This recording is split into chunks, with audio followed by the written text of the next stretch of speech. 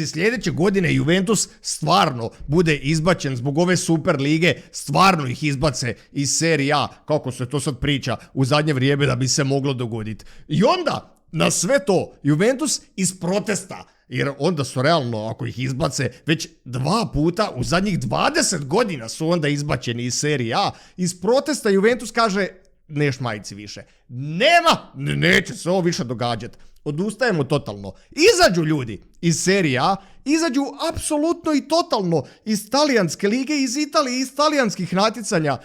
Jadni šta će, nemaju više di igrat. Odu igrat u Vatikansku ligu. To im je tamo blizu, tamo mogu nastupat Cristiano Ronaldo i Juventus protiv 10 svećenika i protiv Pape na golu. Derbi! Derbi! Svako kolo je derbi, ljudi moji.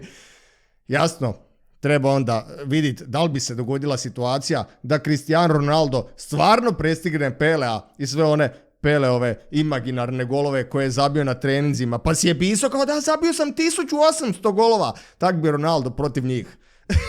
Samo treba paziti, naravno, kada ta liga traje, treba paziti da slučajno taj klub svećenika ne igra protiv ovih mlađih selekcija Juventusa. Bog zna, dragi, da bi bilo problema tamo na tuširanju poslije utakmice. I zato pozdrav ekipa, što ima, nadam se da imate apsolutno brutalan dan. Danas rokamo po offside-u, chill, lagana i opuštena nedjelja, lude i Bogu nepotrebne statistike. Udarite po lajku ako vam se sviđa ovaj serijal.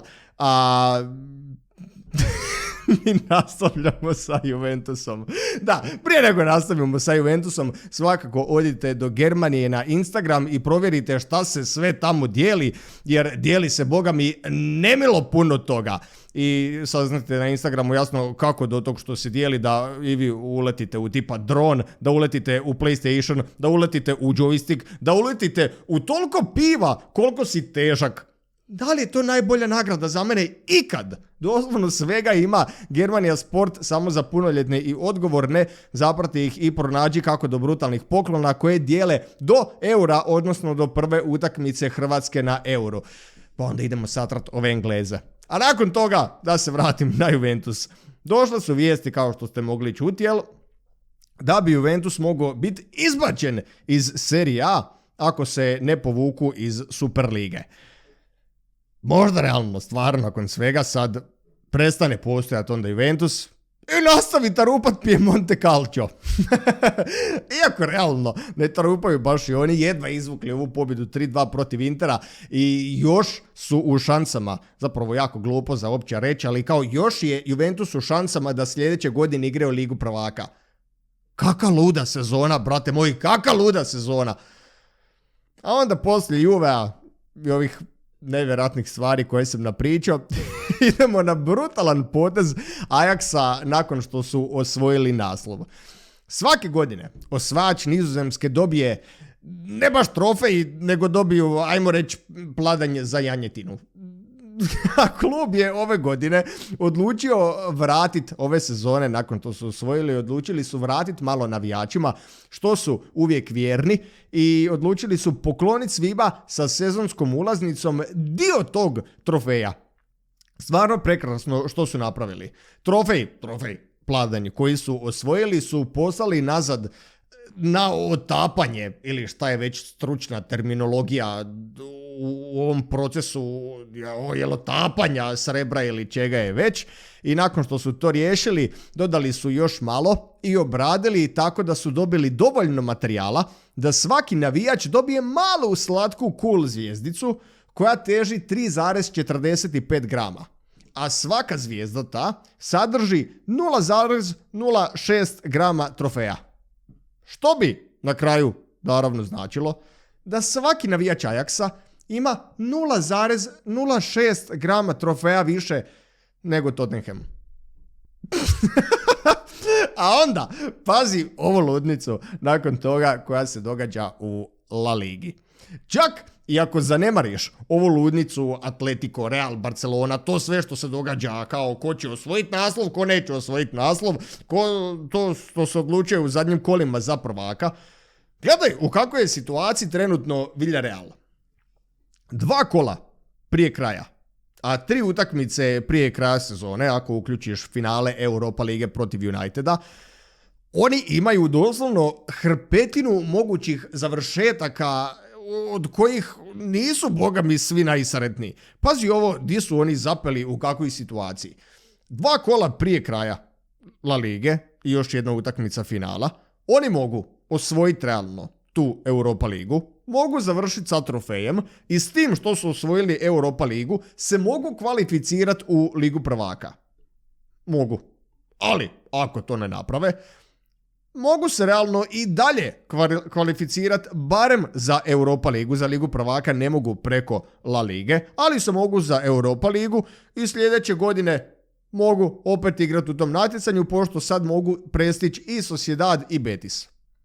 Ali mogu realno i ostati na istom mjestu kao što su sad i mogu završiti u konferencijskoj ligi.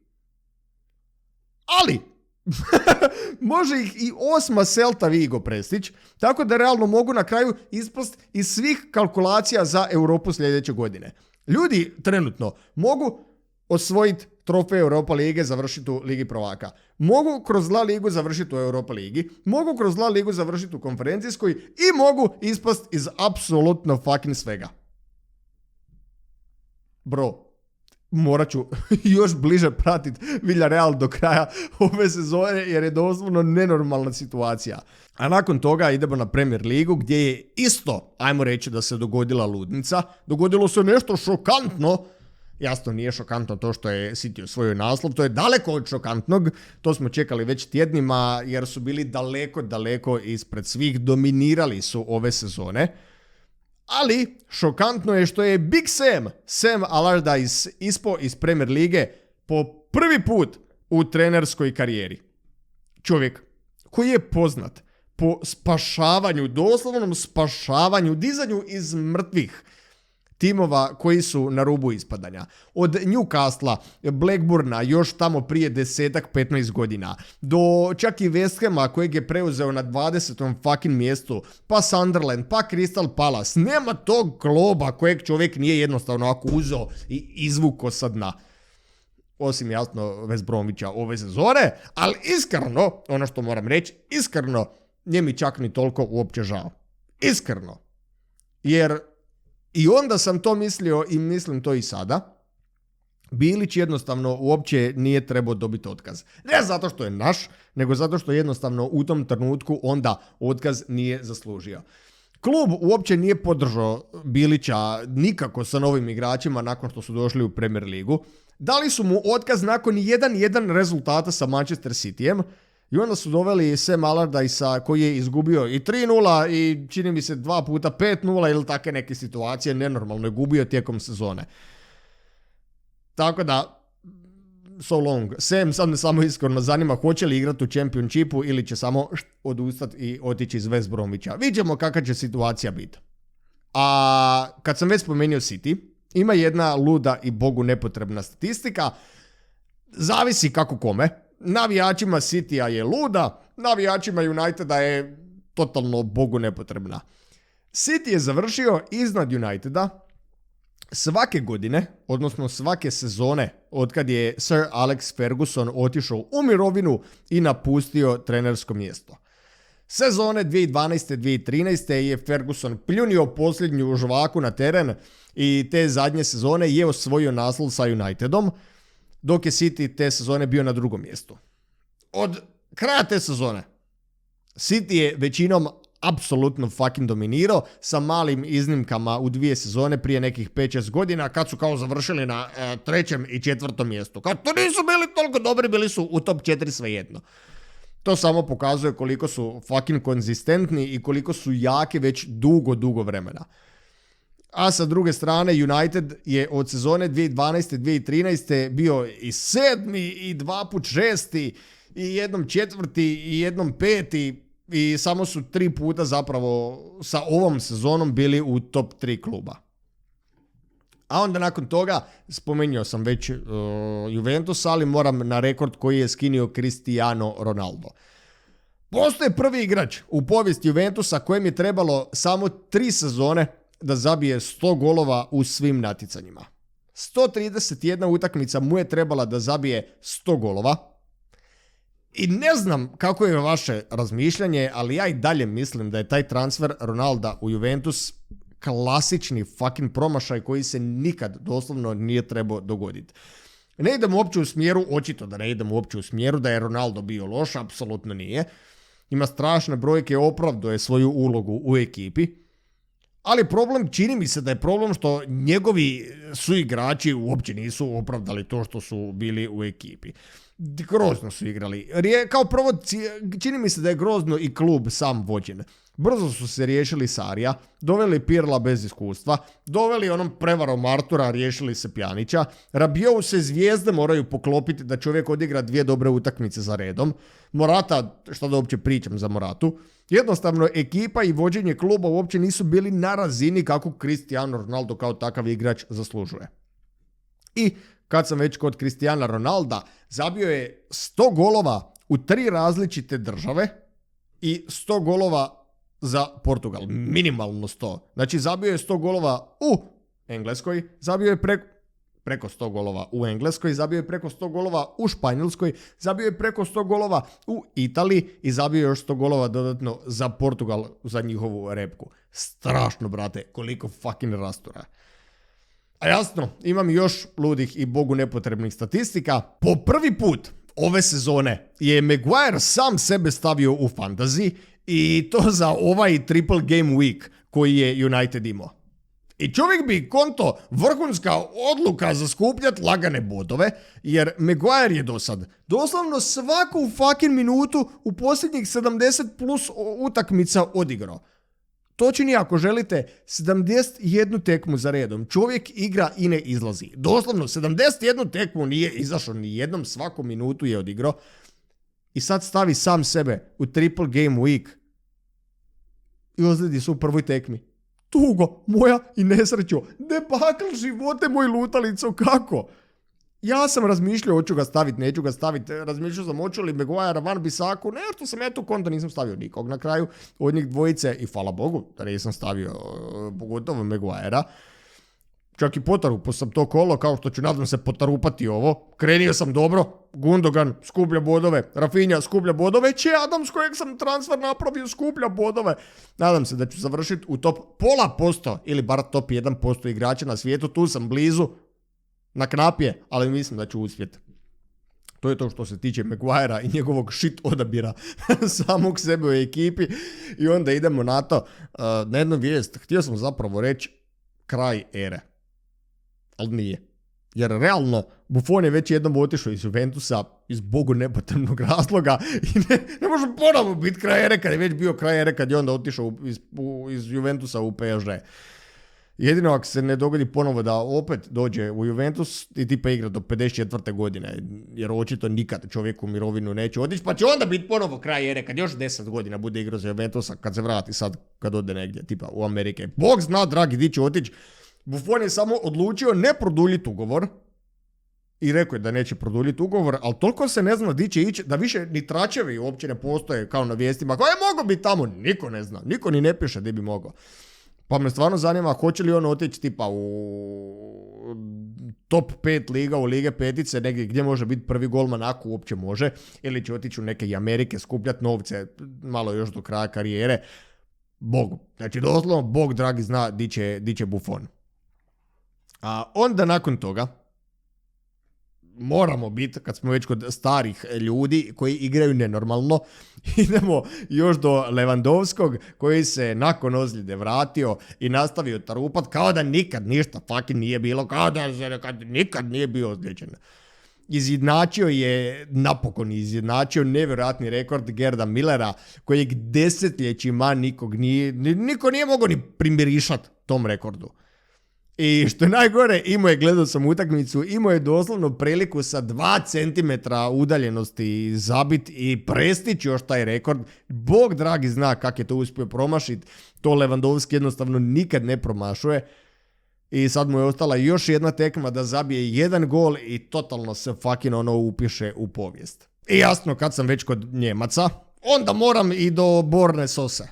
Dobro, skoro Njemaca, kad sam kod skoro Njemaca, Ova cijela priča je doslovno fucking nevjerojatna i čisto da odmah u startu kažem, rekao sam i prošli put, apsolutno ni onda, a ni sad nemam namjeru kenjat po njemu niti po ovoj cijeloj situaciji. Zapravo, po njemu. Nisam ni onda kenjao po njemu, neću ni sad kenjat po njemu jer to doslovno nema smisla raditi.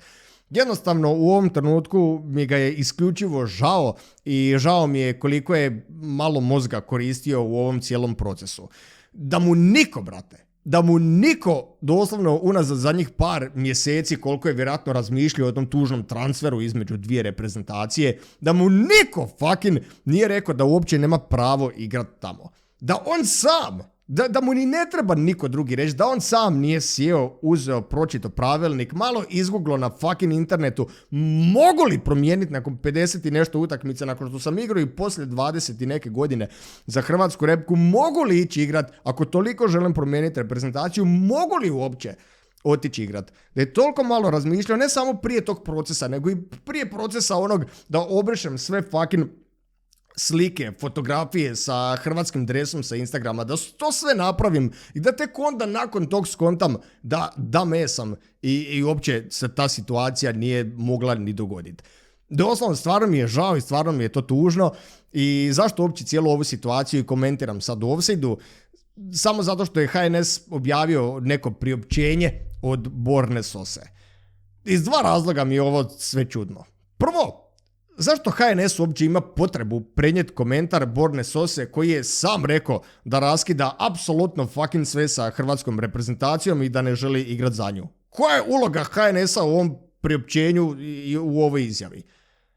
To mi je čudno. Zašto Borna Sosa ovo sve što je tu stavljeno nije stavio na svoj Instagram i na svoje neke društvene mreže? Možda je, pa sam ja pogriješio, ali ja sam ovo vidio samo na HNS-u da je HNS prenio ono što je on izjavio. A kod njega to na Instagramu recimo nisam vidio, pa mi je zato čudno. A drugo, kaže ovako, odluka koju sam donio bila je pogrešna. Brate, pogrešna odluka je bila tebi samo zato što nisi uspio završiti u Njemačkoj. Nije se dogodila situacija da si ti stao na pola puta i rekao, ipak ne želim igrati za Njemačku, ipak mi je draža hrvatska reprezentacija, volim hrvatsku reprezentaciju, pogriješio sam što sam uopće razmišljao o tom, neću otići. Nije odluka bila pogrešna u toj situaciji. Tebi je sad odluka pogrešna samo zato što nisi uspio otići igrati za Njemačku. I sad tek možeš reći da si pogrešno odlučio. Zato što nisi čitao šta ti piše crno na fucking bijelo. Znači, jel razumijete šta želim reći? Nije on kao stao, pogriješio sam, malo sam razmišljao, htio sam otići tamo igrat, zeznilo me, ne, igrat ću za Hrvatsku, htio sam igrat što prije na Euro ili na svjetskom, pa sam htio otići tamo, imat ću prilike, ali ne, bolje, ne, bit ću tu, kao pogriješio sam što sam uopće razmišljao. Ne, brate, ti si ovo htio izgurat do kraja. Ti si ovo htio rokat nemilo dok ne pjevaš njemačku himnu na početku Eura. I sljedećih 100 godina dok živiš. Izeznilo te samo to što ti je zakon drugačiji i što nisi pročitao fucking pravilnik ili što te niko nije upozorio na to. Zašto se uopće sad imamo potrebu tu kao lagati? Jasno je to meni, to su neke PR izjave koje ti je možda čak i neko drugi napisao. Zašto se lažemo sa ovakvim kao odluka koju sam donio je bila pogrešna? Nije za tebe bila pogrešna. Jednostavno nije. Pogrešna se pokazala zato što te zakon zeznio. Ali čisto da odmah kažem, priznao je pogrešku, dečko je priznao pogrešku i realno je da svi griješimo i svima se treba i oprostiti. Ali, zašto pod krinkom da si donio pogrešnu odluku? Taj dio me brutalno sekira. Iako još jednom ću ponoviti, jer moram vjerojatno zbog vas i zbog... Ima dosta ljudi koji ne mogu shvatiti to, još uvijek su nabrijani, agresivni, žele se svađati i 100 ružnih stvari moraju napisati. Svi griješimo. Ja griješim, vi koji gledate griješite, on je pogriješio iz neke druge situacije, ali je pogriješio i treba mu se, ako stvarno, iskreno želi se iskulpiti, treba mu oprostiti. I nemojte, molim vas, Nemojte ići kod njega na Instagram, u njegov DM, u komentare na postove koje će objavljivati, na storije, na Facebook, na ne znam gdje je sve aktivan. Na tribini, kad se vrate navijači na tribine, nemojte mu govoriti ružne komentare, nemojte raditi gluposti, nemojte ga vrijeđati, nemojte mu napraviti da mu bude još teže iz ove cijele situacije. Jednostavno, to niko ne zaslužuje. Ako ćete biti nešto, onda budite podrška, nemojte mrziti čovjeka. Dajte mu priliku da se iskupi ako se uopće stvarno iskreno bude htio iskupiti. Jer mislim da je to jedina zapravo pametna opcija i jedini pametan smjer u kojem bi svi zajedno trebali ići. Jer još ću jednom ponoviti, apsolutno fucking svi griješimo. I vi, i ja, i on. To je to, ljudi moji, za dan. Fuck. Chelsea. Da. To je to za danas. Da, tekma je završila fucking malo prije. Chelsea izgubio, Leicester svaka čast, brate. Kako su drugo poluvreme odigrali nije mi čak ni Tielemans koji je zabio gol igrač utakmice, Schmeichel, ona 2 gola što je skinio, brate, Broski brca brutalno. Znači čovjek je izvukao 2 gola nemilo i održao Leicester u igri i evo, osvojili su trofej. Fun fucking tastično. Je li ono ruka ili nije ruka? Svirano je, nije ruka, gol je na kraju bio. Čisto da objasnim zašto. Vidio sam milion komentare, kako nije svirana ruka, treba svirati ruku. Ok, možda prema našim nekim mišljenjima je, ali kao što sam rekao malo prije, svi griješimo, tak se meni sad napunila kartica i prekinulo mi se snimanje, pa sam morao pokrenuti ponovo.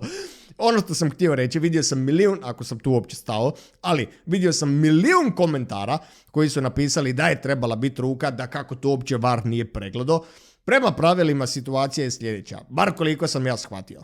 Ako ti se lopta odbije od drugog dijela tijela u ruku i to onda ne vodi direktno do gola, to direktno je pod teškim navodnicima, onda se ta ruka ne svira.